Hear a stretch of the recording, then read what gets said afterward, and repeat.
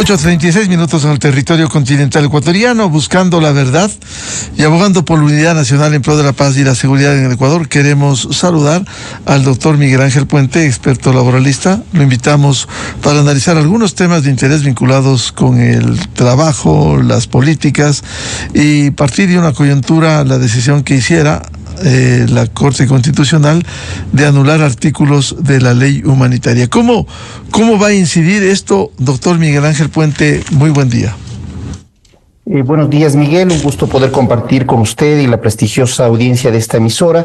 Sin lugar a dudas, esto establece la disposición de la Corte Constitucional, deroga a través de la declaratoria de inconstitucionalidad de ciertos artículos, del artículo 16, del primer inciso del artículo 17, el artículo 18 y una parte del penúltimo inciso del artículo 19 de la Ley de Apoyo Humanitario, más otras disposiciones secundarias.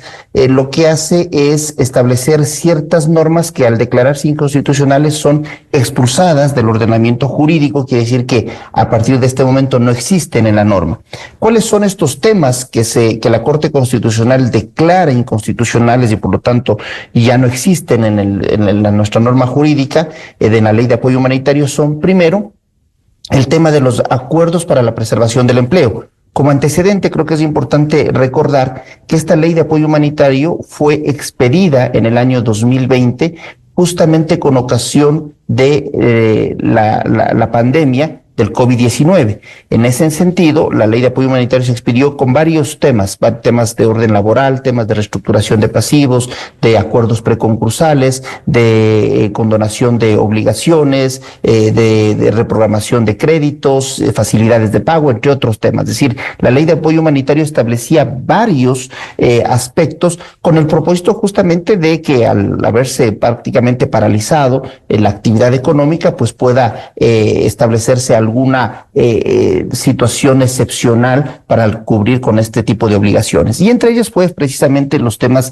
de carácter laboral muy importantes, porque los empleadores y trabajadores estaban en ese momento en una situación compleja de saber si continúan las relaciones, no continúan, se termina, se aplica fuerza mayor, caso fortuito, cosas por el estilo. Entonces, en ese contexto, se expide esta Ley de Apoyo Humanitario que se fue publicada en el Registro Oficial el 22 de junio del 2020, y en esta parte de la Ley de Apoyo Humanitario, los artículos referidos 16 al 18, entre otros adicionales, tiene que ver con el tema laboral. El primer artículo que ha sido declarado inconstitucional es el que tiene que ver con los acuerdos para la preservación del empleo. ¿A qué se refería esto? Que por un acuerdo entre trabajador y empleador se podrían modificar las condiciones económicas y las condiciones de la relación laboral entre las partes. ¿Qué quiere decir esto? Básicamente, pues, en virtud de la situación de crisis en ese momento del COVID-19 o posteriormente cualquier otra situación de complicación para la empresa o para la economía nacional o sectorial, lo que podía haber es un acuerdo entre empleador y trabajadores para modificar las condiciones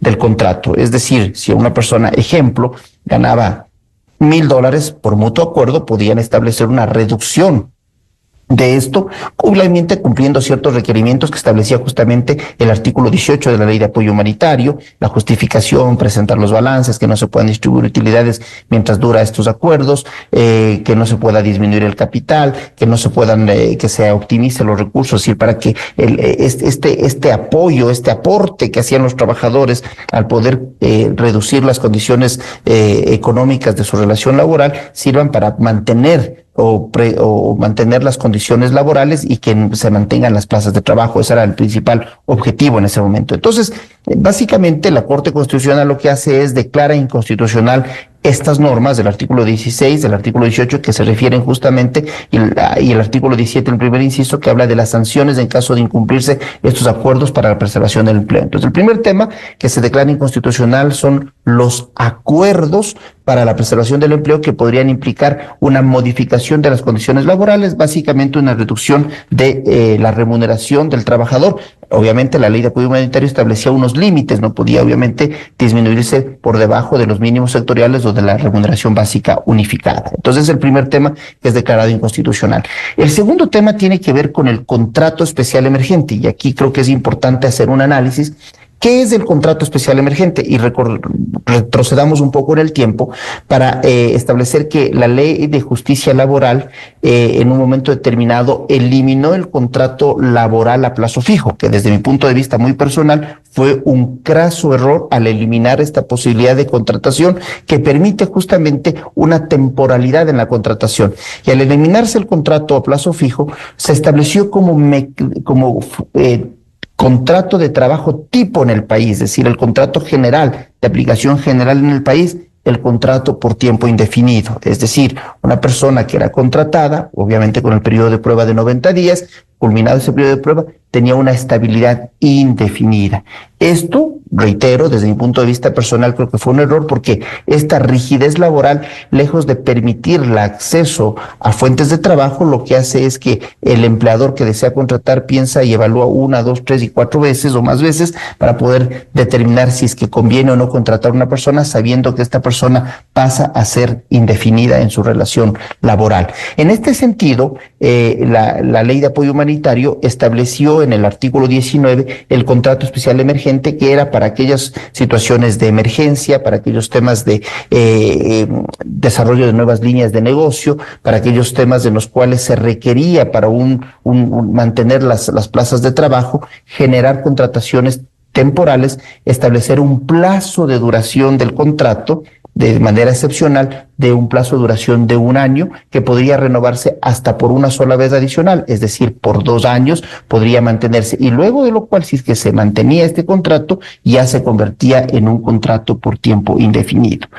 Este tema puntual, que es en cuanto a la temporalidad de la duración de la relación laboral, quiero aclarar, esto no ha sido declarado inconstitucional, es decir, yo leía ciertas notas en las cuales decían la Corte Constitucional elimina el contrato especial emergente. No, lo que declara inconstitucional la Corte Constitucional es una frase del penúltimo inciso de este artículo 19 que establecía que que el empleador podía terminar en cualquier momento de manera unilateral la relación laboral. Y voy a citar textualmente la frase que ha sido declarada inconstitucional: o si la terminación se da por decisión unilateral del empleador o trabajador antes del plazo indicado. Esto es lo que ha sido declarado inconstitucional. ¿Qué quiero decir con esto? El contrato especial emergente, que tenía una duración o que tiene una duración de 1 año y puede renovarse por 1 año más, luego de lo cual se convierte por tiempo indefinido, también daba la posibilidad de que el empleador podía terminar de manera unilateral en cualquier momento sin que esto implique un despido intempestivo. Entonces, esta parte, esta posibilidad o facultad que tiene el empleador de terminar unilateralmente el contrato especial emergente y no tener que pagar un despido intempestivo, esto ha sido eliminado. Entonces, ¿qué queda en este momento del contrato especial emergente? Un contrato que tiene un tiempo de duración de 1 año, que puede renovarse por 1 año más, que luego de lo cual se convierte por tiempo indefinido, que si es que se termina al cumplimiento del plazo, es decir, de 1 año o de la renovación de 1 año más, tendrá que pagarse todos los beneficios de ley pendiente, tendrá que pagarse la bonificación por desahucio, pero que si se termina antes del plazo, es decir, contratamos bajo esta modalidad especial emergente por 1 año y a los 6 meses se termina, habrá que pagar la indemnización por despido intempestivo.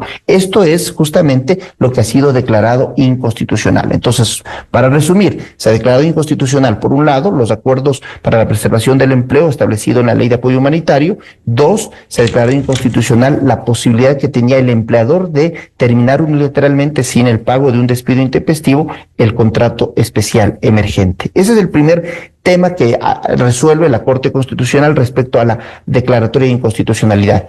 El segundo... Si me permite, sobre el primer tema, antes que pase al segundo, doctor Miguel Ángel Puente. Es decir, eso ha quedado intocado, el que se pueda despedir sin cumplir el contrato, en el caso, por ejemplo, de 1 año. Si se hace a los 4 o 6 meses, hay que pagar la diferencia de lo que se contrató y se lo despide. Hay que pagar la indemnización correspondiente de despido intempestivo. Es correcto. Esto es lo que básicamente establece el cambio. Pero reitero, no ha sido eliminado el contrato especial emergente. El contrato especial emergente, bajo las condiciones que la Ley de Apoyo Humanitario en el artículo 19 lo establece, puede seguir celebrándose con una duración de 1 año, pero lo que no puede pasar es de que antes del cumplimiento del plazo, es decir, antes del cumplimiento del año o de la renovación por el segundo año. Si se termina, no se debe pagar despido intempestivo. Si hoy se termina en cualquier momento el contrato especial emergente, el empleador tendrá que pagar las indemnizaciones correspondientes al despido intempestivo, como en cualquier otra modalidad, como en este caso el contrato indefinido. Entonces, esa es la aclaración que creo que es indispensable realizarla para que quede claro efectivamente qué es lo que resolvió la Corte Constitucional al respecto. El segundo punto que lo iba a señalar, doctor Puente. El segundo punto que la Corte Constitucional resuelve es recomendar a la Asamblea Nacional que evalúe la pertinencia en las condiciones actuales, en los momentos actuales, de mantener la ley de apoyo humanitario, porque, como decía, la ley de apoyo humanitario no solamente se refería a estos temas que se ha pronunciado hoy la Corte, se refiere, por ejemplo, al acuerdo preconcursal, a unos mecanismos especiales de acuerdos entre acreedores y deudores, pero justamente establece una temporalidad, por ejemplo, los próximos 3 años de vigencia de la ley. La ley está vigente desde el 22 de junio del 2020, entonces hay ciertos artículos, por ejemplo, en el tema de los acuerdos preconcursales, que en este momento ya no son aplicables. Entonces, lo que la Corte le recomienda a la Asamblea es que evalúe la pertinencia de mantener o de reformar o modificar la ley de apoyo humanitario, porque recordemos, la ley de apoyo humanitario tuvo su razón de ser en virtud de la pandemia del COVID-19. Hoy, ventajosamente, hemos superado esa situación compleja que vivimos todos en el año 2020. Sin embargo, es cierto que también podrían existir a futuro, o podríamos estar viviendo incluso actualmente ciertas situaciones complejas de fuerza mayor que podría requerir cierta aplicación de ciertas normas de esta ley de apoyo humanitario, pero lo que tendrá que hacer la Asamblea Nacional es evaluar si mantiene, deroga, reforma la ley de apoyo humanitario. Personalmente creo que hay ciertas normas que, al haber cumplido su razón de ser, que era específicamente el auxilio normativo en esta situación del COVID-19, hoy por hoy deberían reformarse o eliminarse. Sí, por favor, continúe. Y hay un tercer tema también que la Corte Constitucional resuelve, que es condicionar, ¿sí?, ciertas normas, como por ejemplo, la ley de apoyo humanitario también establecía la reducción de la posibilidad de la reducción de la jornada de trabajo por estos temas de fuerza mayor. Hoy la Corte dice, sí, se puede reducir la jornada, pero hasta un mínimo del 50% de la jornada ordinaria. ¿Qué quiero decir con esto? La jornada ordinaria es de 8 horas diarias, 40 horas semanales. Por lo tanto, una reducción en aplicación y en los términos y condiciones establecidos en la ley de apoyo humanitario puede realizarse, pero máximo hasta el 50% de la jornada. Sí, las 20 horas. Una reducción exactamente de 4 horas diarias, 20 horas semanales. No podría reducir a menos de esto, no podría reducir a 3 horas diarias, 2 horas diarias o algo por el estilo. Entonces, este es un condicionamiento que establece la Corte Constitucional. Y otro segundo condicionamiento es justamente en aquellas personas sujetas a la LOCEP, que para efectos de que se les aplique el teletrabajo debe mediar el acuerdo expreso entre el funcionario público y la entidad nominadora para poder pasar a esta modalidad de teletrabajo, salvo circunstancias de excepción que establece justamente la norma. Pero en términos generales lo que dice es, los funcionarios públicos pueden trabajar a través del teletrabajo. La Corte Constitucional dice, sí pueden hacerlo, pero condicionado a un acuerdo expreso con el funcionario público. Entonces, este es otro de los temas que aborda justamente esta resolución de la Corte Constitucional. En consecuencia, hay unas partes, como usted bien ha explicado, se ha suspendido la constitucionalidad por la inconstitucionalidad. El resto sigue vigente esa ley de apoyo humanitario.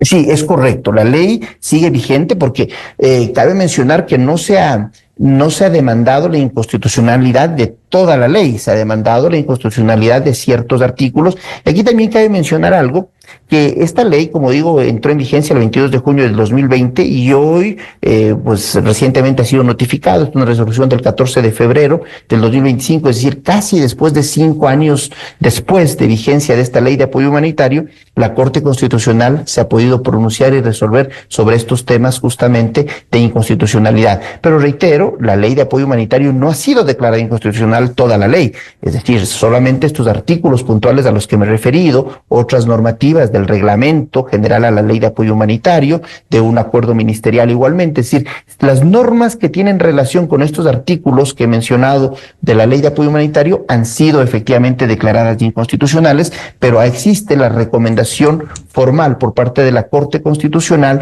de que la Asamblea evalúe la pertinencia de mantener o no o reformar esta ley de apoyo humanitario. Doctor Miguel Ángel Puente, ahora otro tema al margen de esta situación de la ley humanitaria. ¿Cómo ve usted el panorama en el tema laboral, cuando hoy estamos inmersos en un proceso electoral y evidentemente esto de alguna manera pone en suspenso a las inversiones, a la contratación de nuevos trabajadores? ¿Esto ha afectado de alguna manera?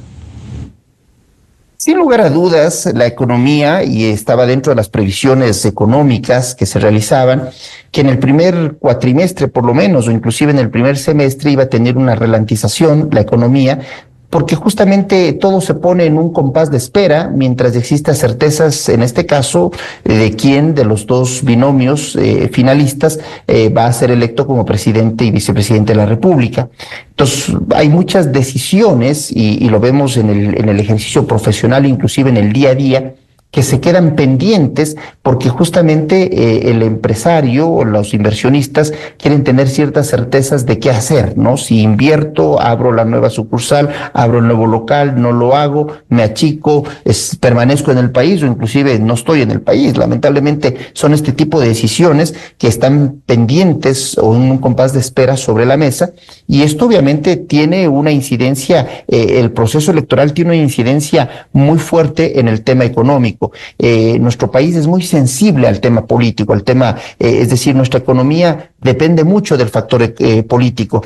No así, por ejemplo, para no irnos muy lejos, Perú. Perú es una economía ya más fuerte, más desarrollada, que los temas políticos, digamos, pasan por un lado del tema económico, es decir, pueden tener un presidente como Castillo, o pueden tener un presidente como la actual presidenta Boluarte, o pueden tener un presidente como PPK, y finalmente el tema económico sigue una ruta ya establecida. Es decir, creo que ojalá algún rato nuestro desarrollo económico pudiera ser tan fuerte y sólido que no dependamos tanto del aspecto político como hoy por hoy sí lo dependemos. Entonces sí hay una incidencia y un compás de espera en las inversiones, en las decisiones empresariales y por lo tanto en la generación de nuevo empleo, justamente hasta saber cuál es el resultado final de la elección del próximo 13 de abril. Claro, a propósito de lo que usted señala, el caso peruano, hay una sólida institucionalidad que rebasa el cambio de presidentes, que hayan caído más que en el Ecuador.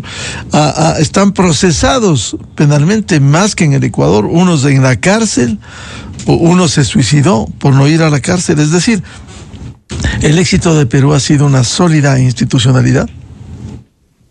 Sí, sin lugar a dudas, y creo que en esto es muy claro, y incluso hay varios estudios, uno de ellos un reciente del Banco Mundial, que establece justamente la relación directa entre institucionalidad y desarrollo económico. Es decir, en aquellos países en los cuales tienen una institucionalidad más fuerte, más estable, el desarrollo económico es más factible. En aquellos países en los cuales las instituciones son débiles, no existe una adecuada institucionalidad. Lamentablemente en este caso, como en el Ecuador, cuando tenemos un poder, por ejemplo, un poder judicial que ha sido altamente cuestionado y cuya institucionalidad se ha visto afectada, pues obviamente esto afecta al desarrollo económico, y porque es muy simple. Si alguien tiene que tomar una decisión dónde invertir, tendrá que ver dónde tengo las mejores condiciones y existe la mayor seguridad jurídica para que mi inversión pueda respetarse, puedan cumplirse los acuerdos. Si es que alguien incumple algo, yo pueda acudir ante el órgano jurisdiccional, demandarlo con total transparencia y obtener el resultado que corresponda, sea a favor o sea en contra. Eso es lo que se espera en cualquier sociedad civilizada y que busque justamente desarrollarse. Pero lastimosamente, cuando tenemos una falta de institucionalidad, una afectación a la credibilidad de estas instituciones, una de ellas muy importante, como reitero, la función judicial, esto sin lugar a dudas afecta naturalmente a el desarrollo económico. Y esto se ha visto reflejado justamente en los niveles de inversión directa, inversión extranjera o nacional que se hayan realizado en el Ecuador. En comparación con nuestros vecinos es muy mala.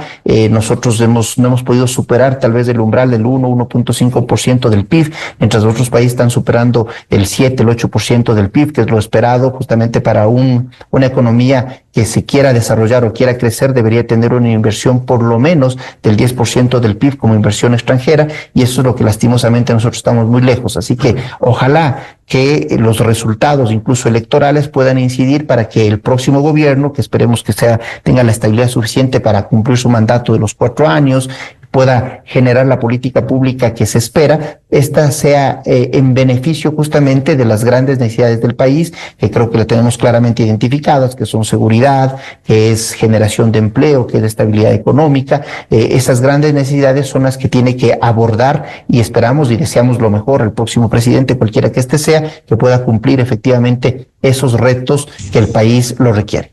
Claro, el éxito de un gobierno, indistintamente de quién llegue al poder, es el éxito del país, y el fracaso o las incertidumbres lo que generan es deterioro en la situación interna. Muchas gracias al doctor Miguel Ángel Puente, experto laboralista, por hablar de estos temas vinculados con el sector laboral y de manera especial la declaratoria parcial de inconstitucionalidad de una parte de la ley humanitaria. Miguel Ángel, muy amable. Muchas gracias, Miguel, siempre es un gusto. Muchas gracias. Con esto cerramos la jornada de entrevistas y debates, la opinión diversa y libre en la revista de Opinión y Democracia. Les anunciamos, ya viene en la revista de Opinión y Democracia el segmento Clarito Está con los economistas Vicente Albornoz y Sebastián Oleas. Antes quiero recomendarles el programa Controversia en Escena, este sábado por XFM, Democracia M y Democracia TV a las 8 horas. El programa vamos a abordar un tema de coyuntura, el conflicto armado interno y la situación de inseguridad y violencia que rebasa la acción de un gobierno y que requiere la unidad nacional para enfrentarlo.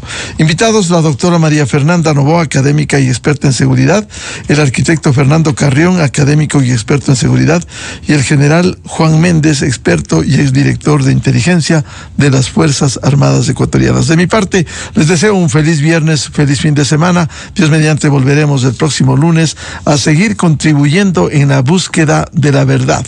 Viene el segmento Clarito Está con Vicente Albornoz y Sebastián Oleas. A la revista informativa Democracia llegan Vicente Albornoz y Sebastián Oleas, conocidos como Los Explicadores.